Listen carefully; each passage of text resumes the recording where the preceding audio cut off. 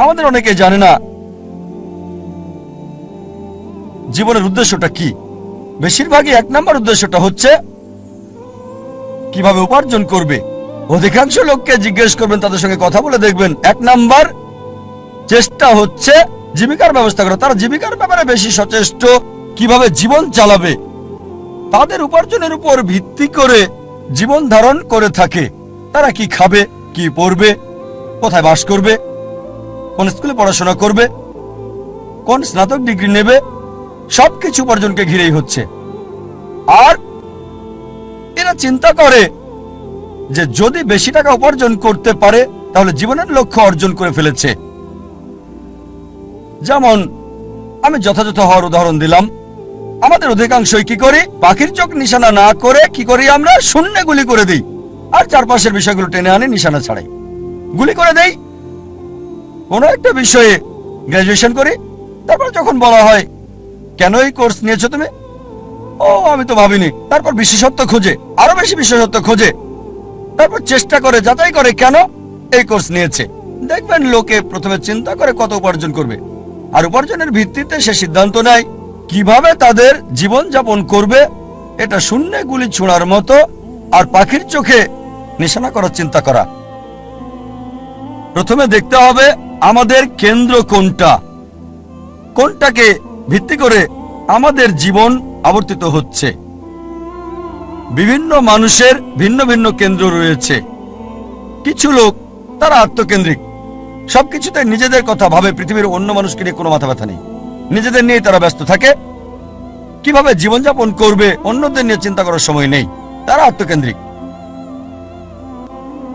কিছু লোক পরিবার কেন্দ্রিক, তাদের সারা জীবন পরিবারকে ঘিরেই কেটে যায়।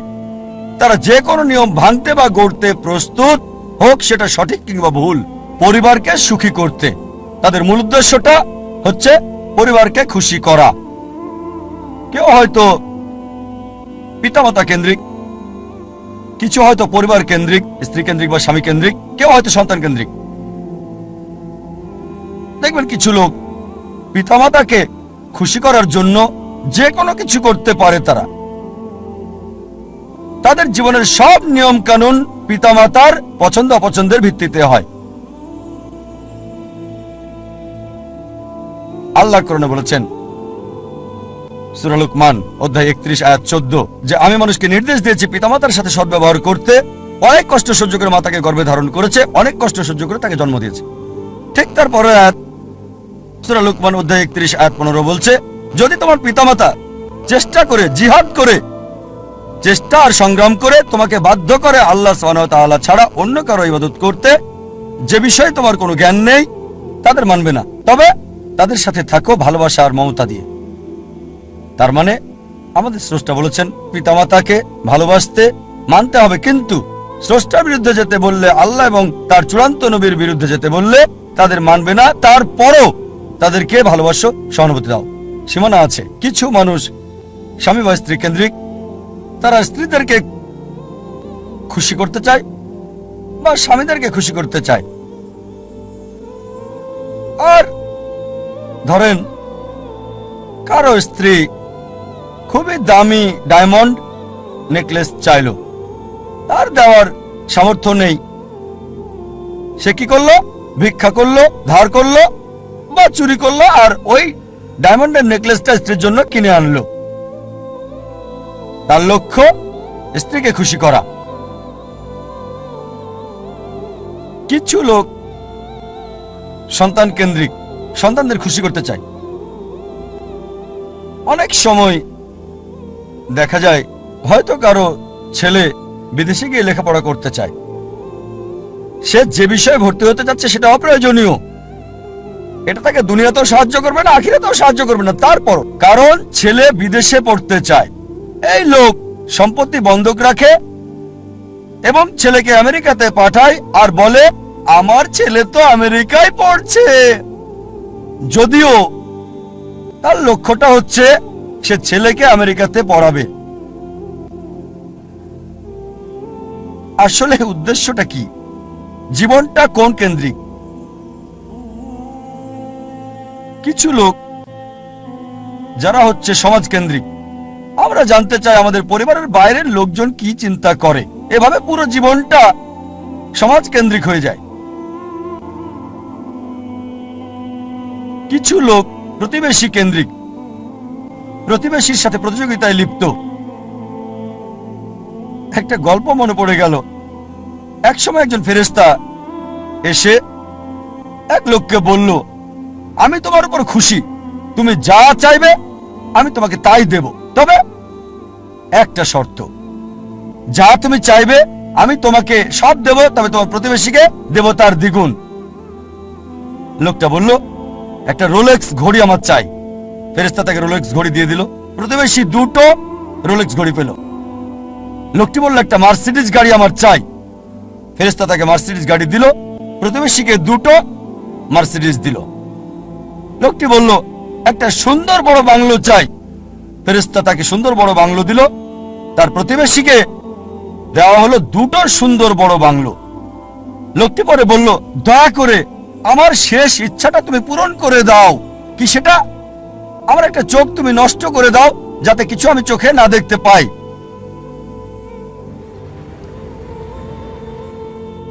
চিন্তা করেন, সে তার নিজের চেয়ে প্রতিবেশীকে নিয়ে বেশি ব্যস্ত। তার জীবন সহজ কিন্তু জটিল সেটা ভাবছে না সে। প্রাচুর্য কি দারিদ্রতা যাই থাকুক, সে বেশি চিন্তিত তার প্রতিবেশীর চেয়ে ভালো জীবন যাপন করা নিয়ে। এ কারণেই সে ফেরেশতাকে বলল, আমার একটা চোখ নষ্ট করে দাও, যাতে প্রতিবেশীর দুটো চোখই নষ্ট হয়ে যায়। এভাবে আমরা প্রতিবেশী কেন্দ্রিক। নিজে সুখী কিনা ভাবছে না, দেখতে পারবে কিনা সেটা ব্যাপার না। যেহেতু প্রতিবেশী সম্পূর্ণ অন্ধ হবে, তাই একটা চোখ হারাতে কোনো আপত্তি নাই। প্রতিবেশী কেন্দ্রিক। কিছু লোক বন্ধু কেন্দ্রিক, কিছু আবার শত্রু কেন্দ্রিক। তারা বেশি চিন্তিত তার শত্রু কি করছে সেটা নিয়ে। শত্রু কি চিন্তা করছে আমার ব্যাপারে তা নিয়ে পরিকল্পনা করে। শত্রু যদি এটা করে আমি ওটা করবো। সব সময় সারা জীবন চিন্তা করে এভাবে শত্রুরা কি করছে।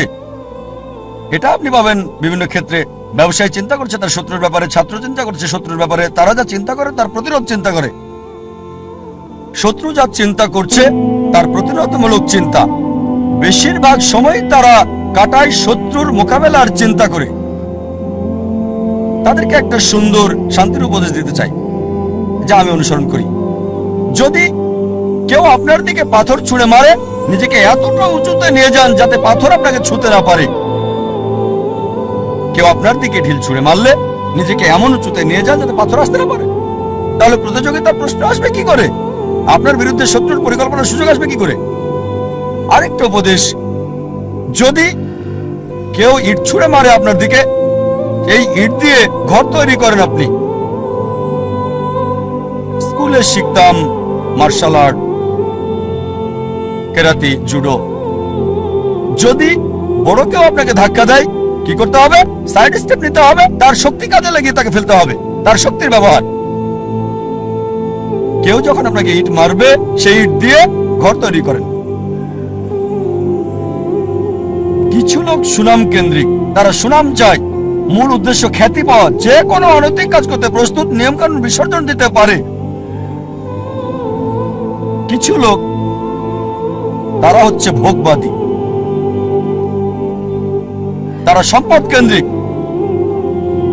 সব সময় চিন্তা করে অর্জন কি, কত সম্পদ করেছে, তারা কি পড়ে। আর এটা কমন, খুবই কমন মানুষের মধ্যে, বিশেষ করে ধনীদের মধ্যে। বন্ধুদের সাথে দেখা হলে গল্প শুরু করে, কোন ব্র্যান্ডের ঘড়ি পরেছো? এটা কি ট্যাগ হিয়র নাকি ওমেগা? ও এটা রোলেক্স। ফিতাটা কিসের? আয়রনের নাকি চামড়ার? বেসারটা কি? ও কোন ধরনের ডাল? Gold plated, diamond stone? ও কারুকাজ করা, পার্টি ফিলিপ। ধনী লোকদের অধিকাংশেরই এটা একটা ঘড়ি থাকে না, অনেকগুলো ঘড়ি। আর চিন্তা করে, ঠিক আছে আজকে ঘড়িটা পরলাম, পরের দিন পরবো না বন্ধুদের কাছে যাওয়ার সময়। এভাবে চিন্তা করে সময় পার করে কোন অনুষ্ঠানে কোনটা পরবে। একইভাবে এরা গাড়ির ব্যাপারেও কথা বলে। তোমারটা কি গাড়ি? বিএমডব্লিউ, মার্সিডিজ, মার্সি, Rolls Royce, Maybach, Bentley, designer. এভাবে সময় কাটায়। প্রায় করে থাকে, যেহেতু এটা তাদের আইডেন্টিটি। এই ঘড়ি না পড়লে তাদের কে চিনবে? এই গাড়িতে না চড়লে, মার্সিডিজ বা BMW তে না চড়লে তাদের কে চিনবে? এটা আইডেন্টিটি। বড় শহরগুলোতে দেখবেন লোকদের কমন চিত্র।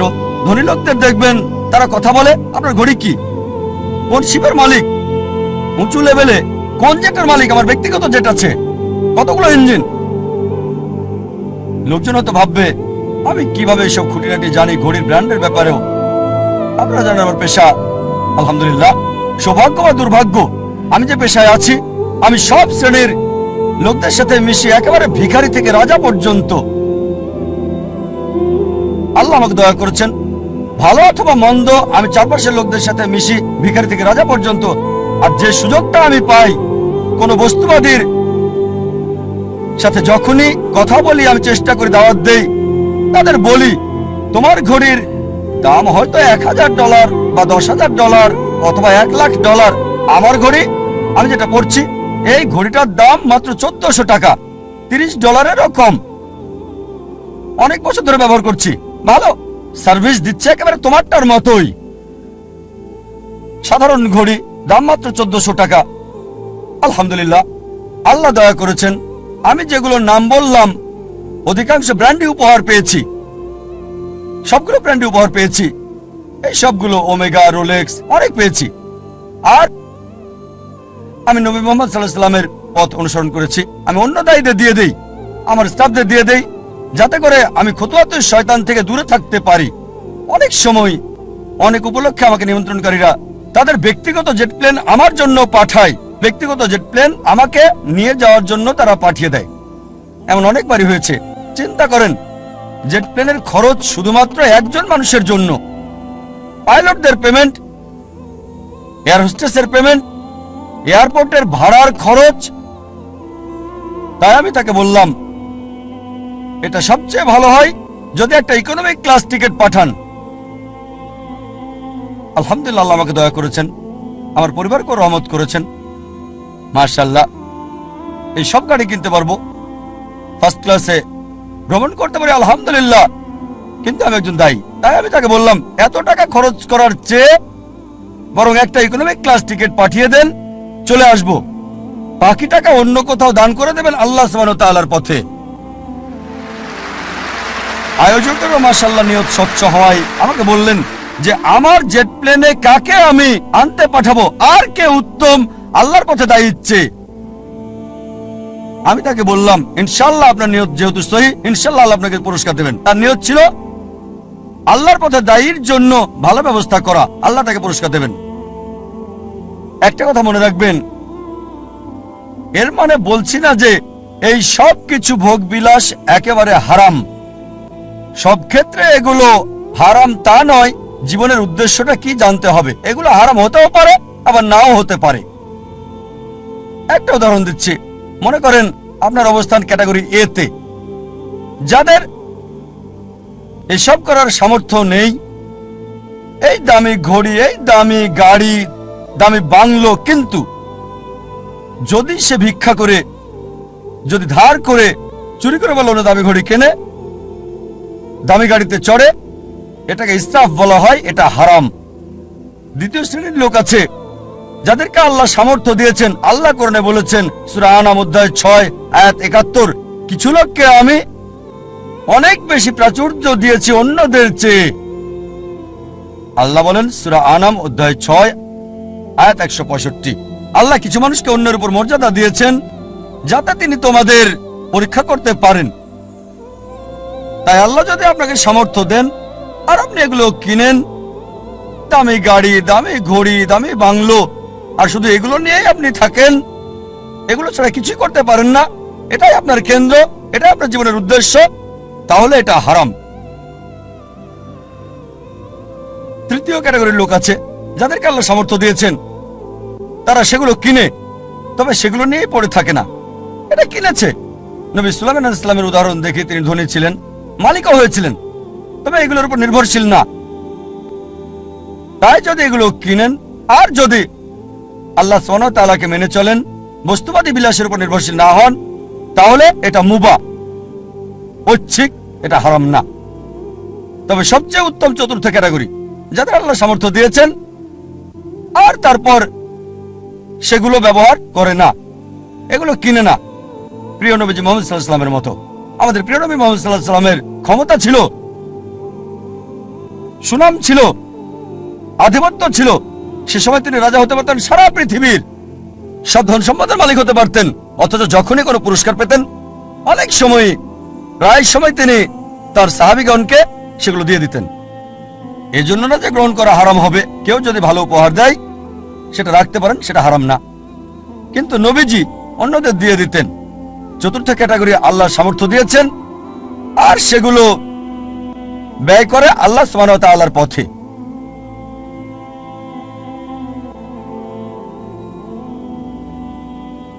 আমাদের গন্তব্য নির্ধারণ করতে হবে, আমাদের কেন্দ্র কোনটি।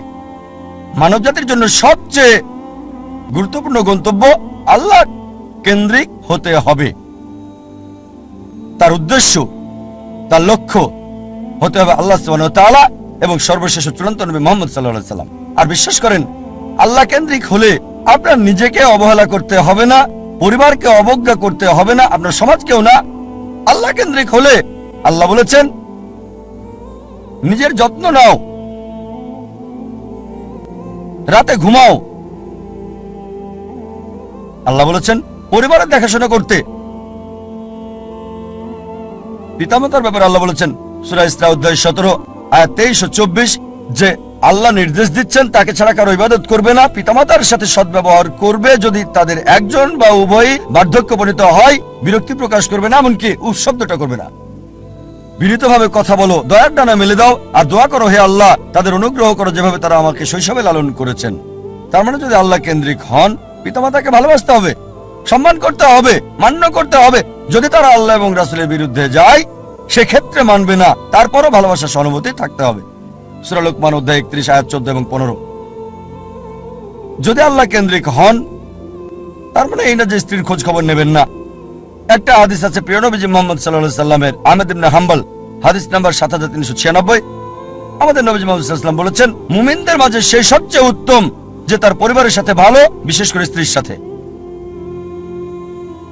আল্লাহ কেন্দ্রিক হলে পরিবারকে অবহেলা করতে হবে না, সমাজকে অবহেলা করতে হবে না।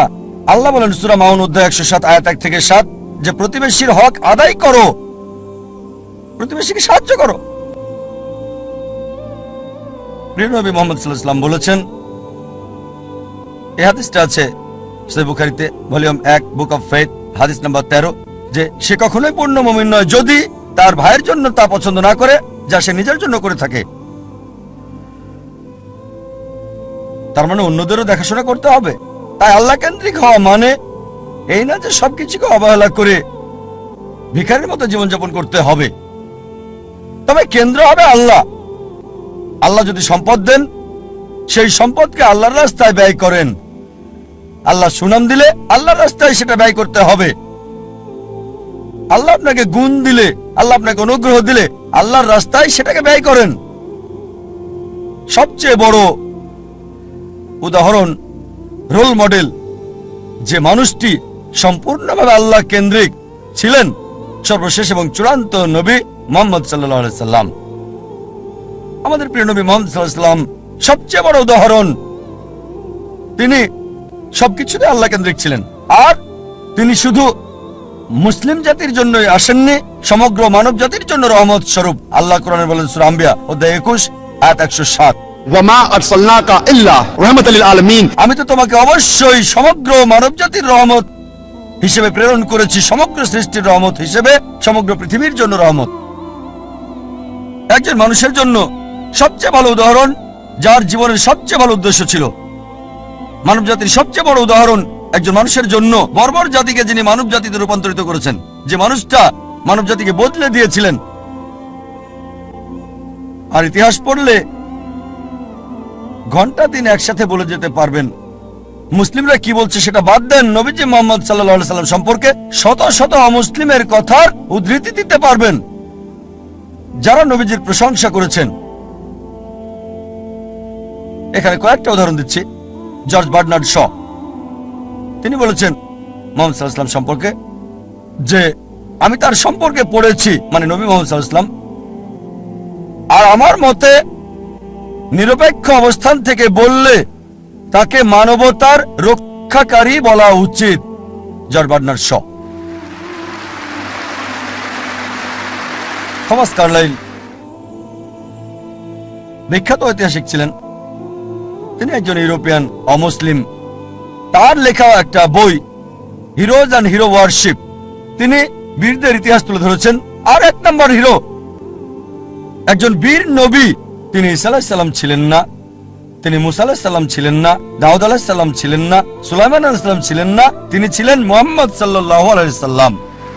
চিন্তা করেন, থমাস কার্লাইল একজন ইউরোপিয়ান, একজন খ্রিস্টান, তিনি এক নাম্বার বীর নবী হিসেবে রেখেছেন নবী মুহাম্মদ সাল্লাল্লাহু আলাইহি সাল্লামকে। আমরা লামার্টিনের কথা বলতে পারি। লামার্টিন ছিলেন বিখ্যাত ঐতিহাসিক, তিনি ফরাসি, বই লিখেছেন দ্য হিস্টোরি অফ দ্য টক্স। তিনি লিখেছেন, যদি উদ্দেশ্যের মহানুভবতা, সামর্থ্যের সীমাবদ্ধতা আর